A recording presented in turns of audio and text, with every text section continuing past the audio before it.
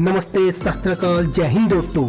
खेसारी लाल यादव की T shirt पर फिदा हुई यामिनी सिंह। ललका टी शर्ट व गाने की यूट्यूब पर धूम, वीडियो हुआ 15 मिलियन के पार। आइए जाने पूरी खबर विस्तार से।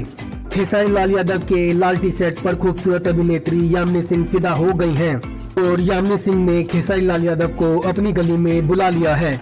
दोस्तों, यामिनी सिंह ने खेसारी लाल यादव से साफ साफ कह दिया है कि हमारी गली में भी आवा ललका टी शर्ट वाला, जिसके बाद से यह सॉन्ग तेजी से वायरल हो रहा है। हम बात कर रहे हैं हिट मशीन खेसारी लाल यादव के नए गाने ललका टी शर्ट वाले की।